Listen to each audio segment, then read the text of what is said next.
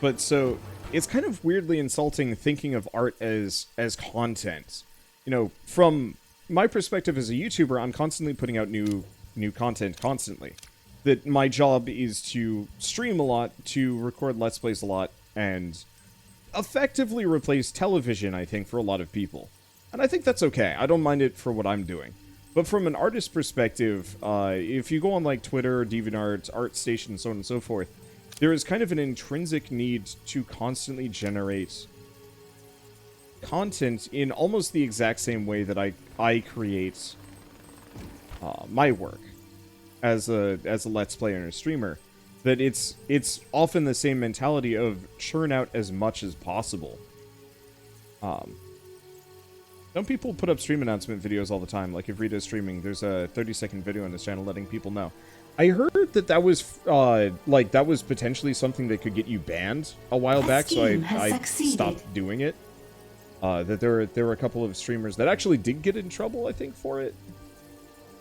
And maybe YouTube's changed their policy. I'm not fully certain. And honestly, to some small degree, I don't know. I don't want to say I struggle with this one a little bit, but YouTube is my focus. And since I'm streaming every day, that would be a 30-second video every single day saying, hey, I'm streaming. Maybe if I cut back on my streaming and said, like, okay, I'm only going to stream, 3 days a week. Or, I think I will do it specifically as, like, for big events. But maybe, I don't know. I'll think on it. But yeah, just talking about the idea of art being content now, that yes, you are supposed to just churn it out constantly, I think it's almost kind of insulting to the craft in a way that it's more of a sweatshop mentality than actually respecting art as, like, actual art. So I don't know how many of you guys saw my video essay that I put out today on Loop Hero, but I did a thumbnail. It only took me 2 hours, but that's because my style is particularly quick. But I put out a video with a new thumbnail? A thumbnail on the Lich from Loop Hero that I'm actually really proud of, like, incredibly so. Alright, let's get a fusion generator. How long is this going to take? I have no idea. And then we can do the radiation game. I probably should have done the radiation game sooner than later. That's pricey, though. But I'm super proud of that. And part of the reason why it feels so good to me is because I don't do a whole lot of artwork, so I can sit back and, like, when I do a piece, I actually put effort in until I'm happy. And that the idea of if I had to churn out, 3 pieces of art a week, would I be able to remain sane? Would I be able to still do artwork like that? I'm not actually sure if I'd be able to stand it. I think that would drive me a bit bonkers. In, like, a very unhealthy way.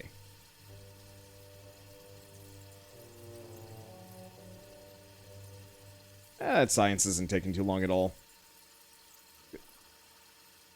Because I can do it from, like, a YouTubing and streaming perspective without feeling too much pressure, because it's just like, I mean, video games are just fun, man.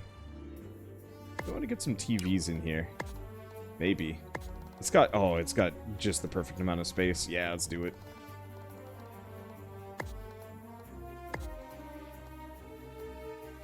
This one I'm gonna have to, let's just move it.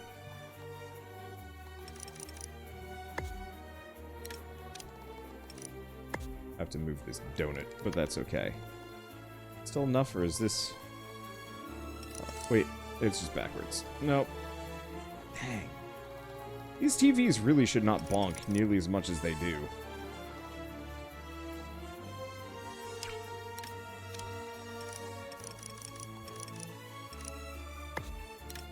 I wonder if you can stack enough of these TVs that global heat actually just goes down.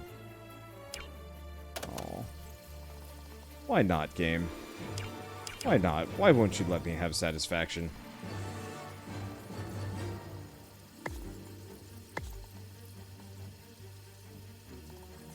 I should stop. We're gonna run out of power if I keep doing this. I'm gonna cancel that one. There we go.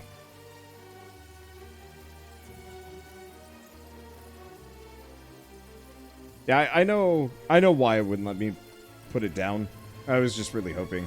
It's really finicky. It's like, why can't you just put a TV on it? Is Julius Bird still just kind of a minion? Does he even do anything? Let's just follow Julius Bird around for a little while. Nope. Dang it. Because near as far as I can tell, this guy just wanders. Like, he is a man after my own heart, but he is a completely useless being inside my lair, and I don't think I can actually do anything about it. Like, I can't turn him into a hitman or something. Because I feel like this guy should be a hitman, but with, like, 50% bonus stats. I think as it stands, he is just some dude that wanders around and will eventually get killed by Blue Saint just because. And that just feels... I don't know if I want to say it feels bad. Forces of justice. But it just feels like a waste of a named NPC to just have him be this dude that wanders my base with no purpose.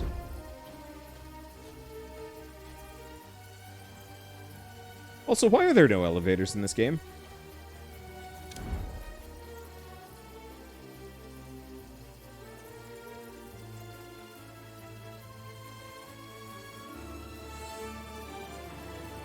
You're running low on power. Build more generators. Yeah, I want the next tier up, though.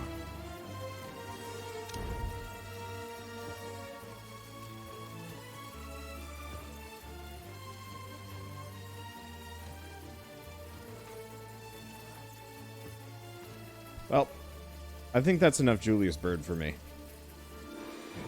Dude does whatever he wants, which works.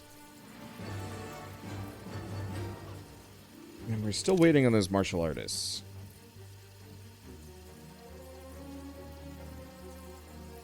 A criminal network has too much heat and has locked down. What is going on? I guess that's fine. We're just not training nearly enough martial artists. Didn't I get a second martial arts trainer? I did, just no one feels like doing it.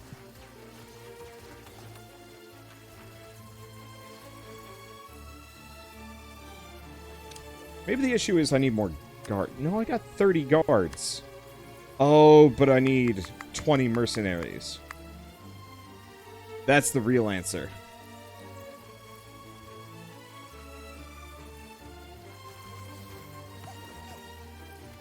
Because they have to be a mercenary before they can be a martial artist and before they can be an assassin or a hitman. The heat at a criminal network has attracted the forces of justice.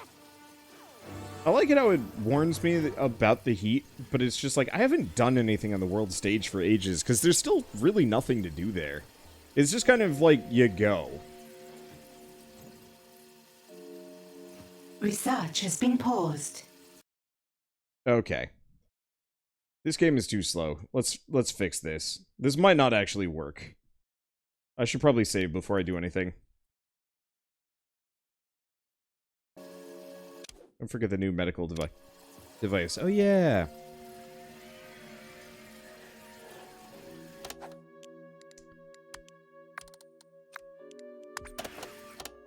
We don't need these guys here. That's a very slick animation for them getting out of the chair, though.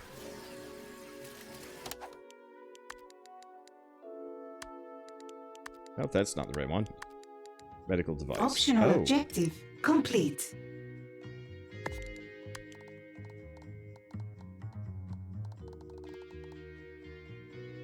Maybe. I already have one of these on the other side.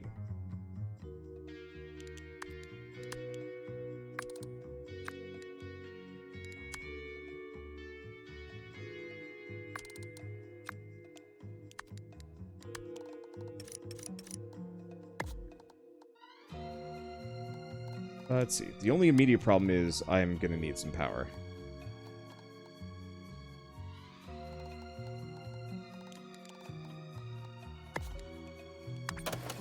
Okay, let's just build those.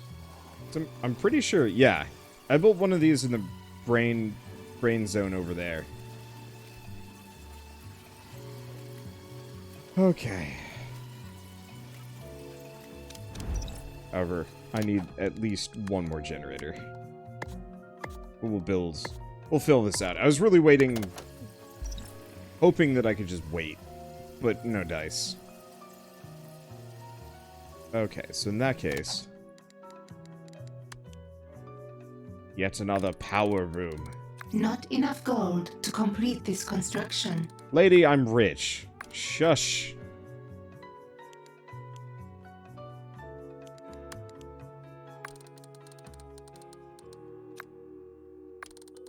I mean, maybe I'm not hoarding the money, but I am very wealthy. Do I want to super vault while I'm here? Or do I want to... Here. I'm having trouble justifying what to use my money on anyway. It is time to make the most convoluted pathway to a vault ever. We're gonna just turn this entire back area into a vault. I realize that there's an upper pillar up here that I can potentially use, but I'm honestly thinking I just turn this entire back area into ultra vaults, and we just leave it there and not even think about the rest.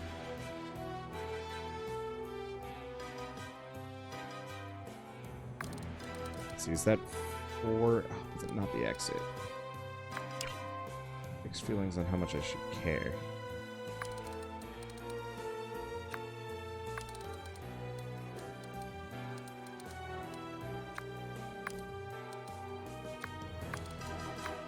Okay.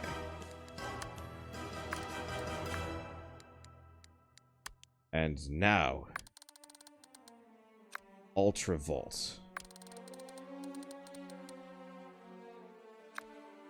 Actually, you know the sad thing about all of this? I shouldn't do it. I'm gonna revert. You know why? Because I got one research I need to start before I make Ultra Vault. Dang.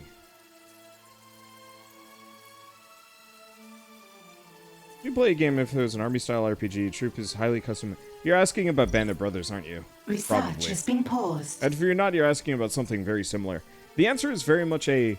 I don't know. The main issue is, the more nitty-gritty a game is... Research has resumed. Ultimately, the more time I have to spend on it. And that can honestly be a bit of an issue for me. If only because, like, the longer a game is, the less will I have to play it after a certain point. That with this game, admittedly, it still feels like there's no end in sight because I have no idea how close we are to the end. I should have probably been doing a side mission, but I just don't care about half of them. It's like, cool, we got a lot of characters. I might be able to get rid of people by doing this. Like, I love in-depth games as a, like, me playing them kind of thing. But as a me doing a series on them, that's tough. Mainly just because, like, translate every 2 hours translates to about 3 YouTube episodes on average for me. And so if a game takes 100 hours to complete, that's 150 episodes, give or take. It's not quite 150 episodes. I'd say about 130. And that's... It's like, it's not terrible, but it's exhausting to play a game for that long. Because... 300. No, it's 2 hours results in 3 episodes, not 1 hour. I don't know where my math is going wrong on this one. And I realize so much of it just has to do with the fact that I'm just not willing to brain it right now. But... yeah, look at those stats going up.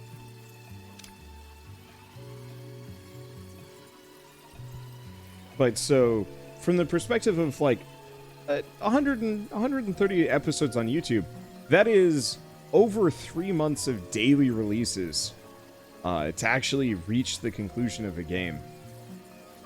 That's not necessarily impossible to do, but that's a lot of time investment just to put into one game, and that's a lot of time to dedicate just to one game for the for the express purpose of reaching the end of said game. And yeah, there are absolutely games that I will go way out of my way for that sort of thing and really enjoy the process. But most games nowadays, I don't think they've captured me as much. And maybe so much of it just has to do with the fact that I'm constantly buried in new stuff, and so I'm constantly just kind of chasing the new.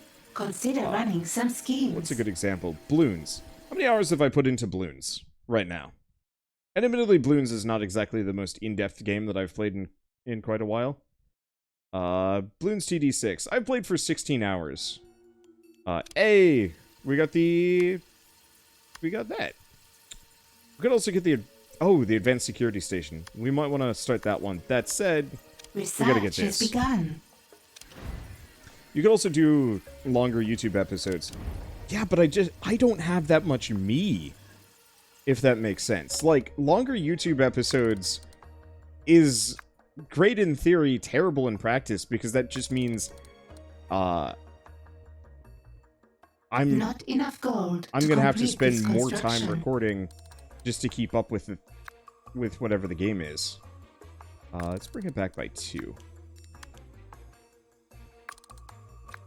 And also, straight up, long videos on YouTube.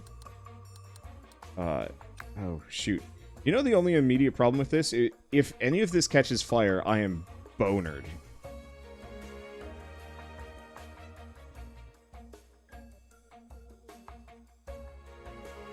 Maybe I do go back up. I did say I was going to do a redesign in the upper floors.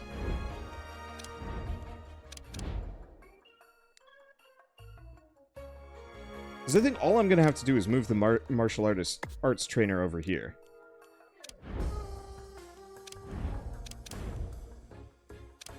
There we go. Yeah. So all I have to do is move that.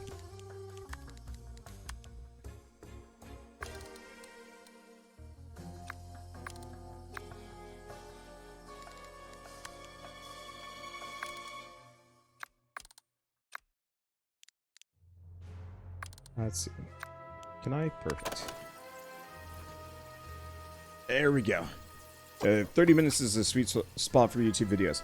I find 40. Something is wrong. 40 is the sweet spot, at least for me, at least currently. And I'm sure the math will change in a couple of years, but 30 minutes to 40 minutes is really the perfect length for a YouTube video. And I did a write-up for this recently, that I think I just posted to Discord because people were asking, but,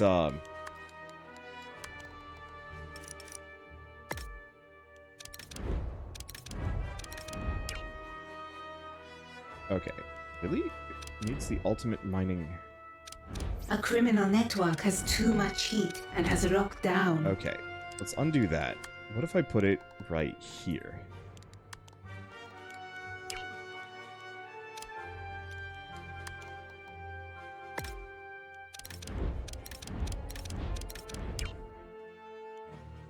Or inaccessible, because that's the end. Oh, that.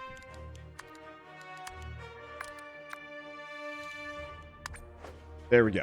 So this way, this side has access to the basement as well. Good of the community accepted and mandated the corridor width is 4. That's because that fits all traps. With no gaps, which works really well. Anyway, so I've actually experimented with like 2-hour-long videos to see, like, hey, yeah, what if I just recorded a game, a 10-hour game, 5 episodes, 2 hours long each? And the answer is, people watch on average, for me, on my channel, the average is about 13 minutes. For a really long video, I can stretch that to about 27 minutes, and then it cuts off. So, for a 45-minute video, I get on average, yeah, I'd say about 15. Like 15 minutes of watch time. And I realize that, once again, this is like entertainment mercenary math. But so much of this is me just trying to bargain with having a life. That, you know, isn't just stuck in front of a computer screen. Day in, day out. But,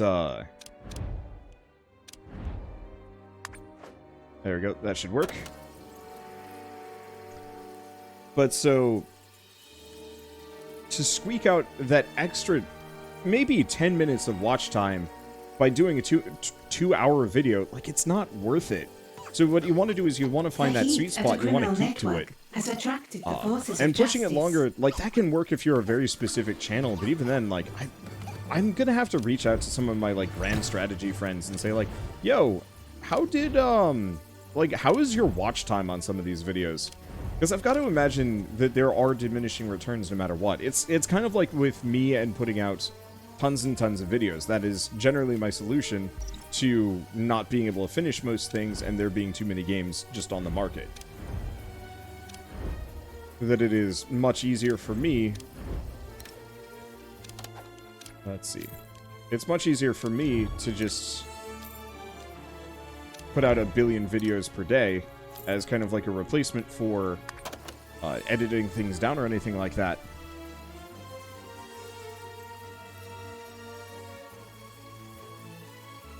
Because, you know, otherwise I just wouldn't have I wouldn't have enough space on my YouTube channel to cover everything unless I cut it all down or, like, didn't finish anything. Like, all of those are just kind of uncomfortable and not great solutions. So you do watch, like, complete roguelike runs. I even ran into that. I was looking into my Slay the Spire videos, and that's part of the reason that even sparked this conversation, at least for me, was I was looking at my longer roguelike runs, and how much of them are actually worth it. I'm so glad the minions don't trap themselves. So many other games have it where the minions will literally just trap themselves in a corner and then just sit there and starve to death, and I don't know why. This game doesn't do that, and I really like that. Anyway, so I was looking at my longer roguelike runs. So Slay the Spire, one of my runs took like 2 hours long. And I was like, okay, was this objectively like worth the time? Because I think I was curious about roguelikes being too long, or maybe it was just a time management thing, because time management is so important to me. The heat of the criminal network has attracted you would think the for a forces of really long, justice. but like really beloved roguelike like Slay the Spire, people would sit around for the entire 1.5 hour long episode. And maybe they do. This is part of the reason why I need to talk to some of my friends and see what they get metrics-wise. Let's see. What am I going to do with a lot of this stuff? This bedroom probably needs a rehash. Here. Your scientists have made a breakthrough. Hey, we're done. Okay. Don't need that. Main objective complete. Cold War you started is threatening to turn A hot, criminal network and you're not ready has yet. too much heat You and has won't locked allow an down. apocalyptic war to happen without you, You're so running delay out the of inevitable gold. as long as you can. Well, mate, it sure is a ripper rig you got. Maybe the biggest one I've seen. And I know my hardware. Yes, I already know. It is impressive. What I am wanting to know is, can you upgrade it or not? Yeah, this is definitely a Tank Girl reference. Could do. But it's missing all its other pieces. Get those, and it'll be a corker of a gun. I know where the other Havoc parts are, but my soldiers are busy preventing war. I cannot use them. Who do I have left to steal them for me? Valets, technicians, science, people? They will have to do. New main objective available. The thoughts are, if you're doing great mechanics or strategy, most people watch, no matter how long, within reason. And see, that's the problem, is that, like, I've spent so much time looking at the metrics for these, and, like, super frustratingly, I'm not sure if that's true. I think certain people will. It's just, the question is the balance. What am I doing? Wait. Demonstrate what? Oh. Okay. I get it.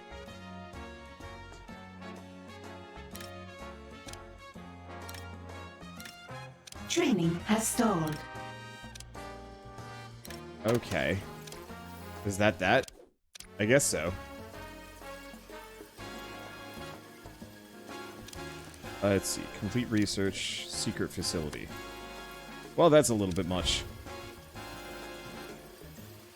You're not that kind of streamer. You're a variety streamer. People come to you to learn new games. Oh, I'm well aware. But, like, I'm not just looking at my own metrics. Like, I'm looking at other people's metrics. And once again, like, I have to look at this on a wider variety of channels. But I think there's always kind of a core truth of specifically people's attention spans. You can only game so much before you actually hit such diminishing returns that it's maybe not worth it. But the problem is what I have to do to actually get the full answer on this would be I would have to sit down and oh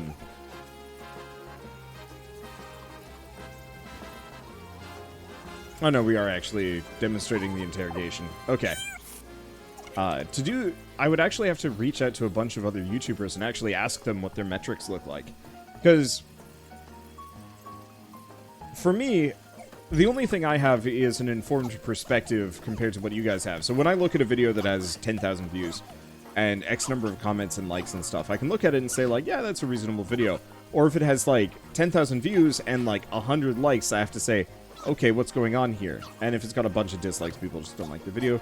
But if it just has 100 likes and no other information, that means either it's incredibly vapid content and people just click away immediately, or the views were bought, but that's not really relevant to the discussion. But, like, I can look at that stuff from outside in and look and say, like, yeah, I kind of understand how this video works, and potentially where people click off and some other things. But YouTube specifically does not let outside perspectives really look in on people's metrics that much, for good reason. Because I don't think I would really appreciate it if Gizmodo wanted to do like a piece on YouTubers or something and said like, hey, what's Wander's like retention like? And YouTube's like, oh yeah, it's this. Like, that would feel real weird if people actually could get that sort of information. Maybe steal some from the world. Hey, what am I even wasting my money on? Task Oh, complete. that's what I'm wasting my money on. Go figure. You're running out of gold. Did you do the spiffing Maybe Brit hack? Make spend polls, less, crit or lots of subs? It doesn't steal actually do more. that, though. It helps, but all it does is really just...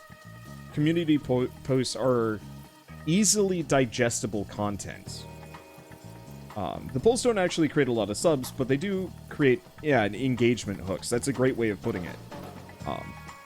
And so you don't actually grow a massive channel just by posting a ton of polls. That I think Brit was being kind of hyperbolic with that one. That he's just like, look at this thing! Mainly just because that's how he creates his content.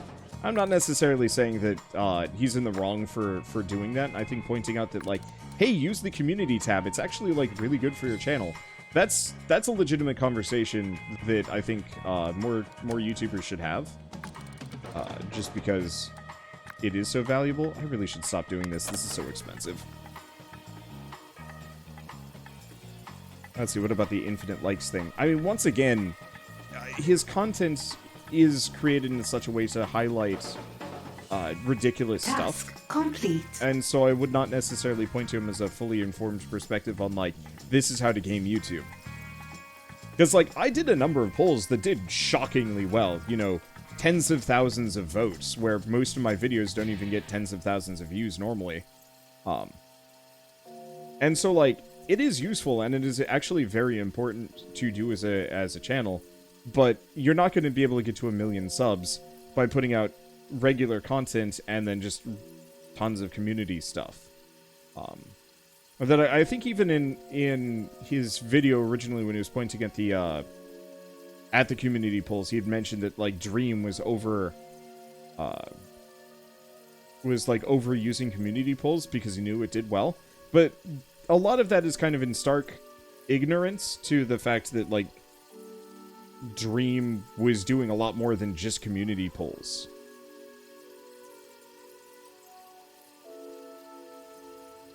Especially at the time, because I think he's, like, one of the biggest YouTube creators at this point, for good reason, question mark? I literally have never seen anything from Dream. I've only just kind of read about him in retrospect to see if I could learn anything from it. The answer was, Really what he did was he created unique Minecraft content in a way that... The heat at a criminal network has attracted the he created forces of justice. unique Minecraft content in a way that has not been seen on the platform in years. At least to the degree that he did. Maybe. I mean, maybe I'm giving him too much credit. I don't fully know. Because once again, I'm not big on Minecraft and I'm not big on Dream. Let's see. But so in his case, he was doing the speedrunning thing, but with kind of the manhunt thing going on. Because people are hunting him while he's speedrunning. I think that's how it works. Once again, don't fully know. But that's a crazy good idea, combined with, knowing exactly what topics to push. Because I know he got his first 1 million subscribers by finding, like, things that people were looking for in Minecraft that mostly just vapid clickbaiters were surfing. But he was actually following through with that, which is huge. You know when you see a video and it's like, I did this ridiculous thing and got, like, 1 million golds, or like $1 million in like GTA 5, but it's like it's almost always just they just exploited some small thing, made a ton of money, and then they laugh about it for a while. You're running out of gold. Kind of reminds me of how Mr. Beast would do these like ridiculous challenges. Once again, not a full expert, don't know the guy particularly well, and nor do I know his content, but he would do these ridiculous challenges, or like. I think it was almost always, like, money-related. I think people are just really suckered into money-based content. But he'd actually follow through on it, as opposed to just kind of like a fake vapid surface level, like, oh man, I bet $10,000 on a Mario Kart race. And, you know, it's totally fake and everybody can tell. And that level of authenticity, I think, resonates with a lot of people, especially with something being interesting. Like, Manhunt Minecraft speedruns, which, brilliant idea. I have no idea if it's good or not, but that's an incredibly smart idea, and I would not be surprised if we don't actually see that get turned into an official game sometime within the next 5 years. You know, effectively, one player's playing regular survival sandbox or just getting to the end of the game, and one player is there specifically to stop them. The only game that I can think of that actually does that right now is Spy Party.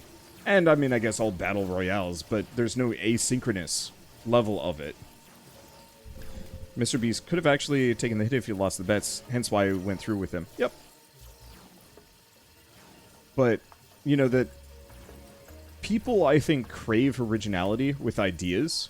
And it's part of the reason why, you know, you have channels like Dream that do fantastically well, where you have me that just kind of putters along in my regular speed forever, just checking out interesting indie games, and not really deviating too much from my...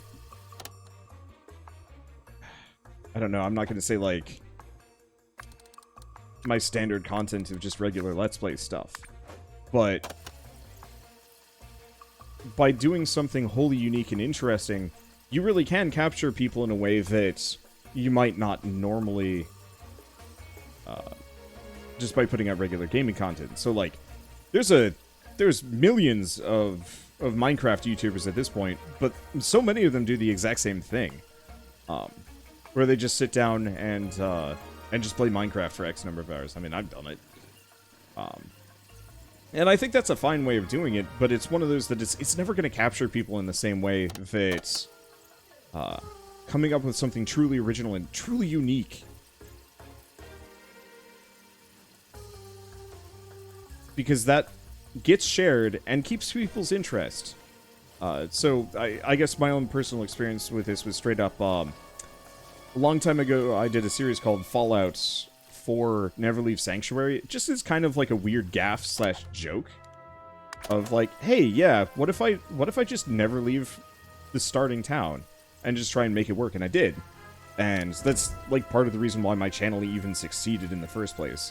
That and Scrap Mechanic at the time, the two of those took off in a big way and carried me up past 100,000, and then I've just been coasting ever since. But like, that was I'm not going to say a wholly original idea, but it was still a relatively original idea that caught people's interest in a way that you know, just a regular blind Fallout 4 playthrough never could. Yeah, that Fallout 4 challenge was the first thing I saw. And this has actually been rattling around in my head for a while, because I realized that I haven't gone back to do those, like, original challenge video concepts in a while. And, like, I specifically am kind of tempted to start brainstorming that. The main problem is I'm afraid to change, and I've pigeonholed myself into a time vortex where it's just like, man, if I stop doing LPs, my channel starts crumbling, and it's like, oh, I don't necessarily want that.